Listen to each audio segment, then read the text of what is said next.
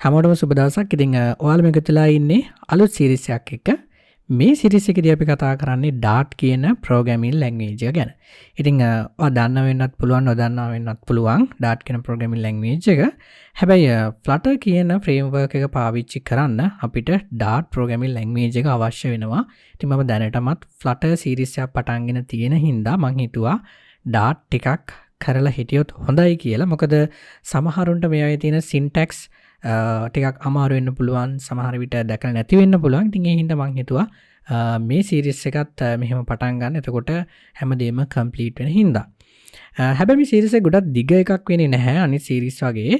ඒ වගේම මේ සීරීස් එක මම හදලා තියෙන්නේ ප්‍රෝග්‍රෑමින් දැනුමක් තියෙන අයට තමයි. මොකද මට මේකෙදී ප්‍රෝග්‍රෑමින් බේසික් කන්සෙප්ට්ස් කියලා දෙන්න ටිකක් අමාරු වෙයි. මොකද එහෙම වුණොත් සීරීස් එක ගොඩක් දිග වෙන හින්දා. ඉතින් එහෙම අයට ප්‍රෝග්‍රෑමින් ගැන කිසිම අයිඩියා එකක් නැති අයට මම වෙනම සීරීස් එකක් දැනටමත් පටන්ගෙන තියෙන්නේ C++ සීරීස් එකක්. ඉතින් ඒකෙදි මම කතා කරන්නේ C++ programming language එක ගැන නෙමෙයි අත්‍තරම programming concept ගැන. ඉතින් programming concept ඉගෙන ගන්න අපිට language එකක් ඕන වෙන හින්දා තමයි මම එතෙන්දී C++ programming language එක තෝරගෙන තියෙන්නේ. එහෙම නැතු ඒක C++ වලටම හදපු සීරීස් එකක් නෙමෙයි. හින්දා කාට හරි ප්‍රෝග්‍රෑමින් ගැන කිසිම දැනුමක් නැත්නම් මුලින් ඉඳලා ඉගෙන ගන්න කැමති කෙනෙක් ඉන්නවා නම් අන්න එහෙම කෙනෙක්ට පුළුවන් මගේ ඒ සීරීස් එක බලන්න. ඉතින් මේ සීරීස් එක මම හදලා තියෙන්නේ ප්‍රෝග්‍රෑමින් ගැන දැනුමක් තියෙන. හැබැයි Dart වලට අලුත් syntax ඉගෙන ගන්න කැමති අයට තමයි මේ සීරීස් එක මම හදලා තියෙන්නේ. ඒ වගේම විශේෂ දෙයක් මතක් කරන්න ඕනේ programming languages ඒ වගේම frameworks කියන දේවල් දවසින් දවස අප්ඩේට් වෙනවා, අලුත් වෙනවා, අලුත් දේවල් එකතු වෙනවා. ඉතින් ඒ හින්දා සමහර විට මේ ඔයා මේ දකින දේවල් සමහර විට අනාගතේ වෙනස් වෙන්න පුළුවන්. ඒ හින්දා ඔයා ප්‍රෝග්‍රෑම් කරන්න කලින් පොඩ්ඩක් ඒ ගැන රිසර්ච් එකක් කරලා ඉන්න, පොඩ්ඩක් ડોකියුමන්ටේෂන් එහෙම කියවලා බලන්න. එහෙම නැත්නම් ඔයාලට වැඩේ ලේසි වෙයි. නැත්නම් ගොඩක් වෙලාවට සමහර කෝඩ්, සමහර කන්සෙප්ට් ටික කාලයක් ගියාම ඒ ෆ්‍රේම්වර්ක් එක හදපු අය ඇතෑරලා දානවා. මොකද ඒකේ තියෙන එක ප්‍රශ්න හින්දා ඒ වෙනුවට එයාලා අලුත් දේවල් ආඳුනලා දෙනවා. ඒකත් මතක තියාගන්න. නැත්නම් ගොඩක් වෙලාවට කමෙන්ට් කර අහන්න පුළුවන් මේක දැන් වැඩ කරන්නේ නැත්තේ ඇයි කියලා. ඉතින් මේ වගේ ප්‍රශ්න එන්න පුළුවන්. ඉතින් ඒකත් මතක තියාගන්න. හරි. මුලින්ම Dart ගැන කතා කරනකොට ඉස්සෙල්ලා අපි දැනගන්න ඕනේ මේක කොහොමද අපි මැෂින් එකේ ඉන්ස්ටෝල් කරගන්නේ කියලා. ඉතින් ඔයාට Dart වෙනමම ඔයාගේ මැෂින් එකේ ඉන්ස්ටෝල් කරලා සාමාන්‍ය ප්‍රෝග්‍රෑමින් ලැන්ග්වේජ් එකක් වගේ ඔයාලට රන් කරලා බලන්න පුළුවන්. ඉතින් ඔයා එහෙම කරන්න කැමති කෙනෙක් නම් ඔයාලට පුළුවන් මෙන්න මේ dart.dev කියන වෙබ්සයිට් එකට යන්න. මම දන්නේ මේක ඔයා බලන කාලේ වෙනකොට මීට වැඩි ටිකක් වෙනස්ලා තියෙන්නත් පුළුවන්. සමහර විට ඩොමේන් වෙනස්ලා තියෙන්නත් පුළුවන්.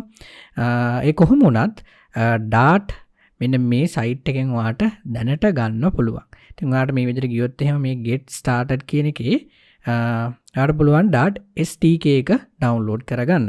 ඉතින් දැනටමත් Flutter කියන ෆ්‍රේම්වර්ක් එක ඩවුන්ලෝඩ් කරලා තියෙනවා නම් ඔයාට Dart වෙනම ඉන්ස්ටෝල් කරන්න අවශ්‍යතාවයක් නැහැ. මොකද Flutter රන් වෙන්නෙම Dart කියන මේ ලැන්ග්වේජ් එක උඩ හින්දා Dart Flutter එක්කම ඉන්ස්ටෝල් කරනවා අපේ මැෂින් එකේ. ඉතින් මම දැනටමත් Flutter ඉන්ස්ටෝල් කරලා තියෙන හින්දා මට අවශ්‍යතාවයක් නැහැ මේ Dart එක මැෂින් එකට ඉන්ස්ටෝල් කරගන්න. ඒ වගේම ඔයා හිතන්නේ නැත්නම් ඔයාගේ මැෂින් එකේ ඉඳන් රන් කරන්නේ නැතුව නිකන් මේක ඉගෙන ගන්න පර්පස් එකකට නම් පාවිච්චි කරන්නේ. ඔයාට පුළුවන් මෙන්න මේ Dartpad කියන වෙබ්සයිට් එකත් පාවිච්චි කරන්න. මේක තමයි මේ වෙබ්සයිට් එක. ඉතින් මේක අපිට පුළුවන් Dart කෝඩ් ලියලා අපිට ටෙස්ට් කරගන්න මොනවා හරි දේවල් අපිට ඉගෙන ගන්න වගේ දේවල් වලට මේක පාවිච්චි කරන්න පුළුවන්. මොකද අපිට ඕන මේක මැෂින් එකේ රන් කරලා බලන්නත් පුළුවන්. හැබැයි ඒක ටිකක් කරදරයි. ඊට ලේසි මේ වගේ වෙබ්සයිට් එකක් පාවිච්චි කරන එක.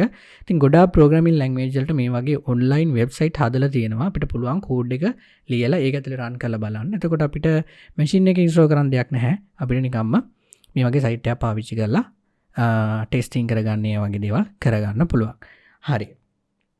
ඉතින් ඕනම ප්‍රෝග්‍රෑමින් ලැන්ග්වේජ් එකක් ගත්තම ඒක පටන් ගන්න ස්ථානයක් තියෙනවා. හැම දෙයකම පටන් ගැනීමක් තියෙනවානේ. ඉතින් ඒ වගේ තමයි Dart කියන ප්‍රෝග්‍රෑමින් ලැන්ග්වේජ් එකේ තියෙනවා පටන් ගන්න ස්ථානයක්. ඒකට තමයි මෙන්න මේ main කියන ෆන්ක්ෂන් එක තියෙන්නේ. ඉතින් මේ විදිහට main කියලා ෆන්ක්ෂන් එකක් මේ ප්‍රෝග්‍රෑමින් ලැන්ග්වේජ් එකේ අඳුනලා දීලා තියෙන්නේ.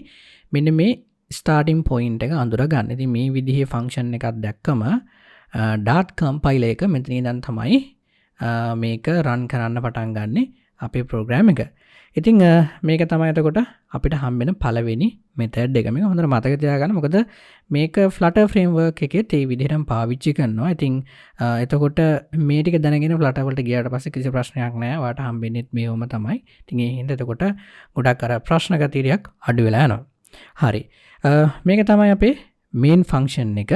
ඉතින් මේක ඇතුලේ අපිට ඕන විදිහකට ඕන තරමක් කෝඩ් ලියන්න පුළුවන්.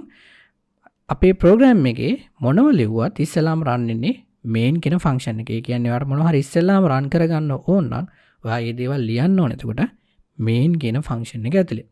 ෆන්ක්ෂන් එකක් ගත්තම ඉතින් ඔයාලා දන්නවා ඕන තරම් අර කෝඩ් ලයින් ලියන්න පුළුවන්, ස්පේසස් තියන්න පුළුවන්, මේක මේ විදිහට ඉඩර්ලා ලියන්න පුළුවන්. එහෙම නැත්නම් මේ ඔක්කොම එක ලයින් එකක් විදිහට මෙහෙම අරගෙන ලියන්න පුළුවන්. ඒක කිසි ප්‍රශ්නයක් නැහැ. හරියට ලියනවා නම් කිසි ප්‍රශ්නයක් නැහැ. ඔයා ලියන විදිහ. ඉතින් මේක නිකන් බලමු රන් කරලා කොහොමද මේක රන් වෙන්නේ කියලා. මෙතන තියෙන for loop එකක්. අපි ඉස්සරහට කතා කරනවා loop ගැන. ඉතින් ලොකු දෙයක් නෙමෙයි loop කියන්නේ. අපි ඉස්සරහට ඒව බලමු. මේ විදිහට අපිට පුළුවන් මෙන්න මේ run button එක click කරන්න. ඊට පස්සේ අපිට පුළුවන් මෙන්න මේ වගේ output එකක් බලන්න. ඉතින් මේකේ output එක එන්නේ console එක. console එකක් කියන්නේ ඇත්තටම user කෙනෙක්ට visible දෙයක් නෙමෙයි. මේක අපි සාමාන්‍යයෙන් අර ඩෙවලොප්මන්ට් පර්පස් වලට විතරයි පාවිච්චි කරන්නේ. මොනවා හරි අපිට මේ අවස්ථාවේ මේ වේරියබල් එකේ තියෙන වැලියු එක මොකක්ද කියලා බලා ගන්න. අර වගේ ටෙස්ටිං දේවල් වලට තමයි අපි සාමාන්‍යයෙන් මේ කන්සෝල් එක පාවිච්චි කරන්නේ. ඉතින් එතෙන්දී මෙන්න මේ print කියන කීවර්ඩ් එකත් වැදගත් වෙනවා. මේකෙන් අපිට පුළුවන් මොනවා හරි print කරගන්න. අපි මේ for loop එක අයින් කරලා print කියලා මොනවා හරි ලියලා බලමු. මේකෙන් print වෙනවද කියලා මොනවා හරි. ඉතින් හැමෝම දන්න විදිහට මම මුලින්ම hello world කියන ටෙක්ස්ට් එක ලියනවා. ඊට පස්සේ අපිට පේන හැටි මෙතන ඔන්ලයින් මේ වගේ error එකකුත් දෙනවා. මෙතන semicolon එකක් ඕන කියලා තමයි කියන්නේ. ඊට පස්සේ error එක අයින් වෙනවා. ඉතින් මේ semicolon එකෙන් කියන්නේ අපි දීපු instruction එක. ඒ කියන්නේ අපි දීපු විධානය. දැන් මොකක් හරි කරන්න කියලා මේ කියන්නේ. අන්න ඒක මෙතනින් ඉවරයි. ඊට පස්සේ එයා එතනින් නවත්තලා ඊළඟ programming line එකට යනවා. එහෙම නැත්නම් ඊළඟ instruction එකට යනවා. ඉතින් අපි මේ වගේ අර වාක්‍යයක් ලියලා තිතක් තියනවා වගේ අන්න ඒ විදිහේ දෙයක් තමයි මෙතෙන්දී සිද්ධ වෙන්නේ මේ semicolon එක. ඉතින් සමහර programming language වල semicolon තියෙනවා. සමහර programming language වල එහෙම semicolon අවශ්‍ය වෙන්නේ නැහැ. ඒකත් ටිකක් මතක තියාගන්න. හරි. ඉතින් ඔයාලා දන්නවා මේක output එක මොකක්ද කියලා. අනිවාර්යෙන් hello world කියලා තමයි මෙතන print වෙන්නේ. හරි. මේ print කියන keyword එක ගත්තොත් මේක පාවිච්චි වෙන්නේ කලින් කිව්වා වගේම මෙන්න වගේ console එකක අපිට print කරගන්න විතරයි. එහෙම නැතුව අපිට mobile application එකක මොනවා හරි print කරන්න මේ print කියන එක පාවිච්චි කරන්න බෑ.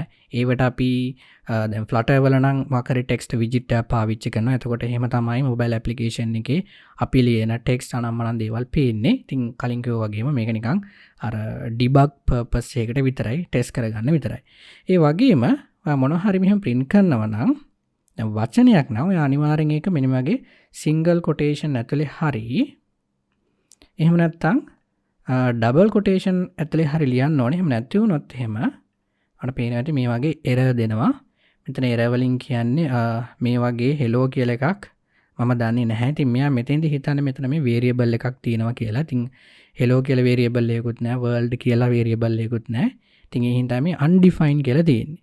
අපි variable ගැන ඉස්සරහට කතා කරනවා. දන්නේ නැති කෙනෙක් ඉන්නවනම් අපි ඉස්සරහට ඒව කතා කරනවා. ඒ හින්දා දැන්ම කලබල වෙන්න එපා. කොහොම හරි වචනයක් අපි ලියනවා නම් අනිවාර්යෙන් ඒක double quotation ඇතුලේ හරි මේ විදිහට නැත්නම් single quotation හරි පාවිච්චි කරන්න ඕනේ.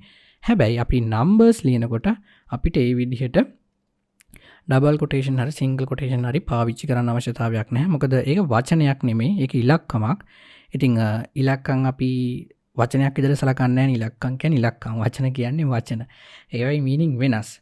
එතකොට අපිට මේ විදිහට double quotation පාවිච්චි කරන්න කිසිම අවශ්‍යතාවයක් නැහැ.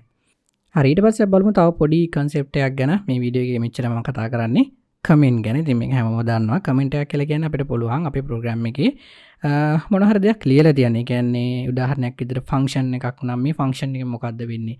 මේ code එකෙන් මොකක්ද වෙන්නේ? මෙතනින් මොකක්ද වෙන්නේ කියලා අපිට පුළුවන් මොන හරි comment එකක් දාලා තියන්න. ඉතින් මේ comment එකක් දැම්මට පස්සේ මේකේ තියෙන වාසිය තමයි අපිට මේක තව කෙනෙක්ට දෙන්න පුළුවන්. එතකොට එයා දන්නවා මොකද්ද මෙතන කරලා තියෙන්නේ. ඒ වගේම ඔයා project එක තව ගොඩ කාලයකට පස්සේ බලන්න පුළුවන්. එතකොට සමහර විට ඔයාට මතකත් නැහැ මෙතන මොකද්ද කරේ කියලා. ඉතින් ඔයාට පුළුවන් comment එක කියවලා මොකද්ද මෙතන වෙන්නේ කියලා idea එකක් ගන්න. ඉතින් මේ විදිහට comment එකක් දැම්මම මේක අපේ program එක කියවන්නේ නැහැ. මොකද ඒක comment එකක්. ඒක developerට විතරයි පේන්නේ. එහෙම නැතුව මේක අපේ compile එක consider කරන්නේ නැහැ. මෙයා run වෙනකොට.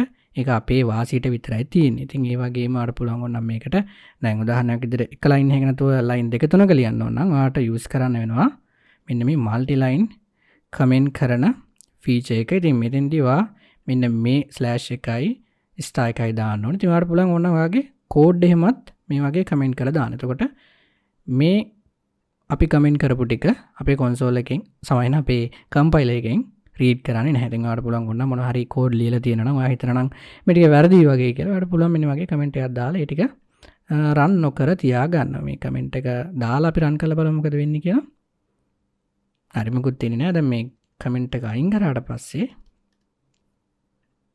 රන් කරලා බැලුවොත් එහෙම ඔයාලට පේනවා ඇති මෙතන අපේ ඉලක්කම් ටික print වෙනවා. ඉතින් ඕක තමයි කමෙන්ට් වල සරල use case එක. ඉතින් අපිට මේක පාවිච්චි කරන්න පුළුවන් ගොඩක් හොඳ දේවල් වලට. මොකද ගොඩක් අය ප්‍රෝග්‍රෑම් ලියනවා ඔය ලියාගෙන යනවා. හැබැයි කමෙන්ට් එකක්වත් නැහැ. සමහරවිට තව කෙනෙක්ට දුන්නට පස්සේ ඒක අපිට තේරුම් ගන්නත් බෑ. ඉතින් ගොඩක් හොඳ ප්‍රැක්ටිස් එකක් කමෙන්ට් පාවිච්චි කරන එක. හරි. ඉතින් මෙන්න මේ දේවල් ටික තමයි මට මේ වීඩියෝ එකේ කතා කරන්න ඕනුනේ. main function එක සහ comment ගැන. ඒ වගේම print function එක ගැනත් අපි පොඩ්ඩක් කතා කරා. හරි. එහෙනම් අපි ඊළඟ වීඩියෝ එකෙන් හම්බෙමු.